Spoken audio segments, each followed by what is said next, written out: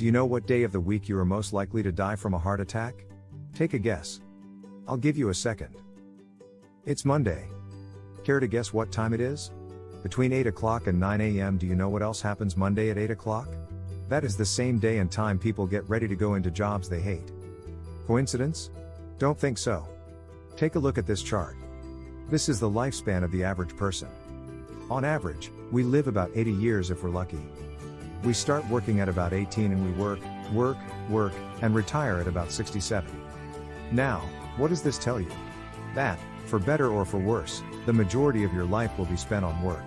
Do not spend that time unhappy. Like my friend CJ would always say, when I finish school, then I'll be happy. Well, Jay finished school, but he wasn't happy. So then Jay said, when I get a job, then I'll be happy. Jay got a job, but he still wasn't happy. So Jay said, when I get married, settle down, and have kids, then I'll be happy.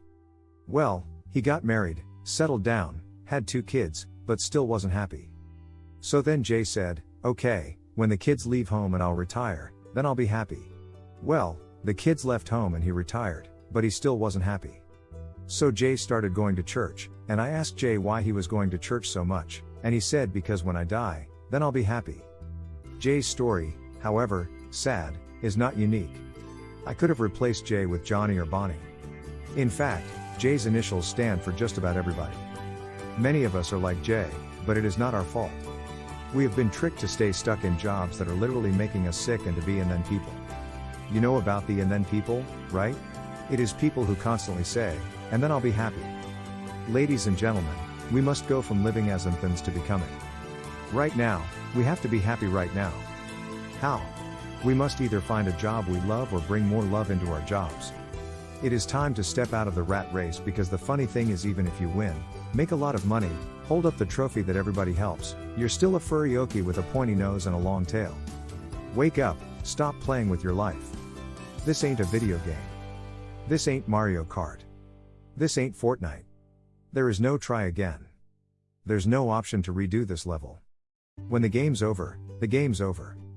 But there is one cheat code to the human console, and that is to take control and to stop buying into the lie society has told. Like how overworking is cool and being stressed out is a status symbol. Oh, and hey, almost forgotten, the biggest lie, people work-life balance. Now, on the surface, you may not see how crazy that sounds, but think about it, work-life balance. Shouldn't it be the other way around? Shouldn't life come before work? Because when your life is better, your work is better. But don't take my opinion. Harvard professor Sean Achor recently discovered something fantastic, which he calls the happiness advantage.